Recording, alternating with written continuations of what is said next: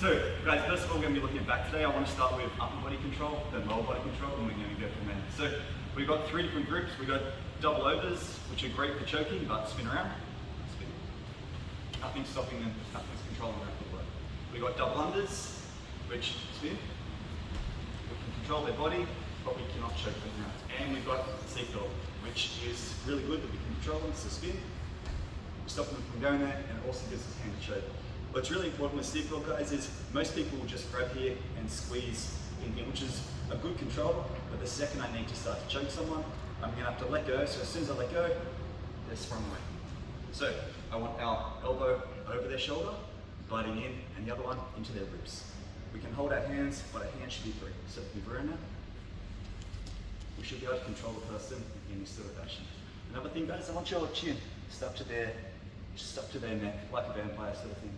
We don't really want our head floating here so they can move their head around and we start losing their position. Keep your head in here, elbows in nice and tight. Okay, let's go for it, guys. So guys, in terms of leg position, there's several different leg positions we can look at. I'll show all of them and I'll just talk about what the pros and cons for all of them are. The one that most people will know is you have you crossing the feet in the middle. Now, it's good because you stop them from escaping your body, but it's bad because if they cross their feet over your feet, they can break your legs. Okay?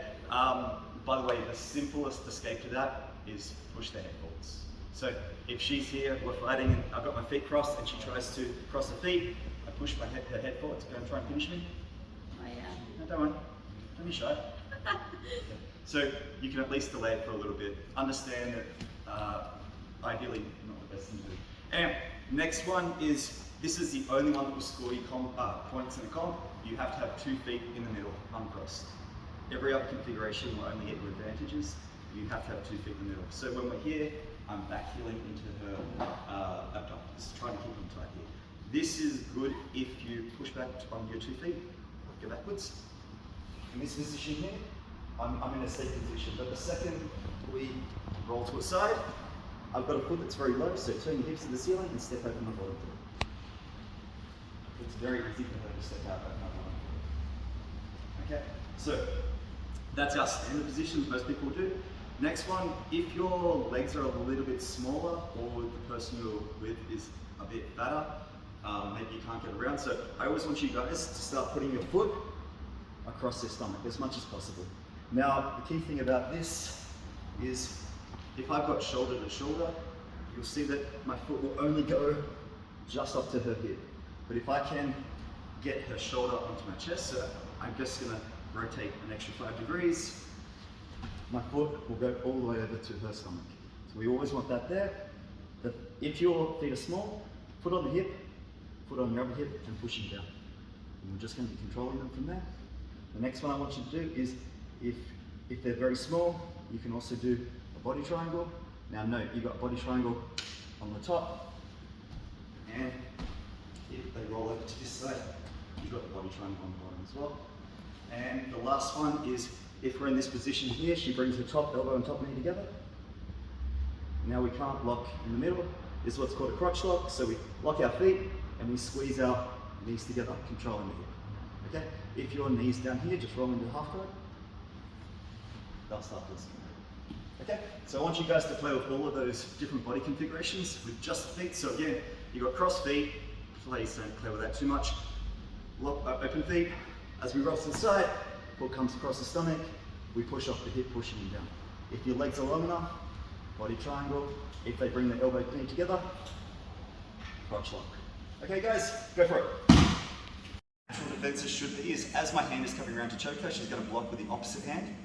That's it, correct. So you'll notice that as she's blocking, I can't come horizontal and I can't come vertical to choke her. If she just catches with the other hand, probably catch up there. It stops the vertical movement, but it doesn't stop the horizontal movement to eventually choke. So, first of all, they block with the opposite hand. Perfect. As we come under the hand, I want to grab the knuckle.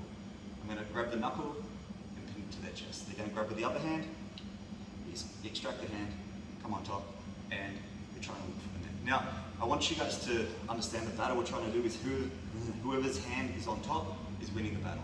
So at this point, her hand is on top of mine, she's winning this battle.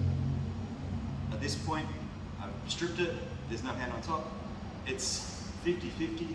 I think I'm still winning, but my hand is on top of hers. We extract, my hand is on top, and we choke. One thing is, if their chin is ever up like this, don't have to keep doing the hand fight. Just go straight through it from now on. And also the other reason, why am I grabbing the knuckles, not the wrist? Turn your thumb down to your hips and just punch it down. They'll be able to extract it. If I grab the knuckles, do the same thing. It's much harder. So just from here, we're just going to practice catch. Unhook, grab the knuckles. So squeeze the knuckles, extract your hand, catch, and we come around. Okay guys, cool. So they're going to do 2 on 1. 2 on 1. Yeah, perfect. Now, it's going to be hard to try to get this grip off. I'm going to show you 3 different grip breaks. First of all, we're here. I come wristwatch to wristwatch and do 10-finger grip. At this point, I'm going to push the wrist down as I raise my other wrist, and we get like a bit of a wrist lock. If they want to hold on, that's fine. As soon as keep on holding on. So as we wrist lock, we can fight that hand off, and we get the hands back on top. And we're going back to that same battle. So now I can start to control the hand. The second one we can start to do is, if they're holding it in tight, I might not be able to get my hand into there. We get our thumb in, and I curl my hand back inside, and again, we start fighting for that grip. And the third one is, as we're here, I'm going to bring my elbow back over their shoulder, grab the wrist, and punch. Okay? They can hold the smaller end of my wrist, they can't hold the larger end of my forearm. So again, the 3 we got is wristwatch to wristwatch, do a bit of a wrist lock, come back on top of the hand, and then start doing our same grip fight then. We can also go thumb up, so we just make a bit of space, curl that hand through, and grab the wrist. And the third one, we bring the elbow back, catch the wrist, punch, and we start doing grip breaks. Understand guys, I know we're doing all of these from seated, but you have to be able to do these from your side and from the other side as well. So make sure you can also practice from the side doing these 3 grip breaks. Can you just do them again? Yeah, sure, no problem. So the first one is, as I said, they've got 2 on 1. The first one, we always get our seatbelt grip. First one is the wristwatch to wristwatch. Okay, so as I push down, you'll just a little bit, you notice that her wrist gets bent back, and that's what we're really trying to get. If you need me to feel it, I'll come around. As we push down, break the grip on top. Next one is, if they're in tight, we might be able to just get the thumb in, and we just curl our hand on the inside, grab the wrist, start doing the same fight. And the third one is I bring my elbow back over the shoulder, catch just the wrist, punch, and we start fighting. All good guys? Cool, let's go for it. Primary defense, their secondary defense, and their third layer of defense. So let's try and get rid of 2 of their layers of defense before we start to choke them. So we'll just do 1-on-1 for now, perfect. As we've come through here, you've seen guys that I'm able to strip one of their hands, but now they're always going to have that second hand coming back here. Obviously we can just start escaping and start fighting, but there's always going to be that time if they want to try to keep bringing it back. So let's start looking at ways we can start to attack this. There's 2 ways we can do this. One's a slingshot method. It will work twice and then never again. So the more I pull up, don't let me choke you. The more I pull up, the more she's going to be pulling down. And at one point, I'm just going to punch down and catch her arm with my leg. Now, really important with leg configuration, guys. I used to do shoelaces behind the back, but touch your spine with your hand and bring your elbow through. They can start to escape it fairly easy, especially if they're a bit smaller. So from now on, what I'd like to do is go foot that's locking over the top and lock your feet. And we just squeeze our knees together. So now try and escape your arm. It's going to be much harder to do. If we do the wrong footing, bring your arm through the hole, it's much easier. So always make sure it's the foot of the arm that you're catching is underneath and you're squeezing your elbows together. So again, we're fighting here. She's got my hand. As I pull up for the choke, the more she pulls down, we slingshot it down, catch, and we catch the arm there. Squeeze the knees together, and now her neck is available for a choke. The second way we can sort of do this is by actually forcing it down there as well. So again, we're in the same situation. I've caught the primary hand, we're fighting. I can start to get my hand on top, I punch it down, and my foot will just come over the top, and we can just start to catch the legs. And now, the neck is also available. So just again guys, I prefer the second way. It's going to be much more high percentage. So we're here, we're fighting, she's blocking, we've caught the hand, we freed it. She's got the secondary hand over there. I might be able to get my hand on top. We push down, my foot comes over the top, lock, lock, and squeeze our knees together. And now we're gonna start looking for the choke in the next segment. Okay, go for it, guys. Alright, we've talked about getting rid of their two defenses, so for now we're going to assume that their arms are caught and we just want to get past their chin. So they're going to drive their chin all the way to their sternum. If they're not, we're going to shoot straight through. What we want to do is we're going to find the jawline that comes from their ear underneath. Now I want to make like an open fist.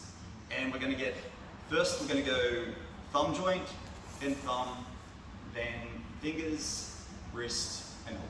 So she keeps her chin all the way down there. I'm going to drive my thumb all the way behind her ear, and we're going to find that jawline, and we're just going to drive it all the way down. And then after my thumb gets inside, my fingers are going to get inside there, under her jaw. I'm going to worm, worm, worm until my wrist is in. As soon as my wrist is underneath her jaw, we shoot our orbit all the way through, and we bring our hand behind the back of the neck. If my hand is here, you're going to use your right hand and grab my thumb, right hand. Grab my thumb, pull it down.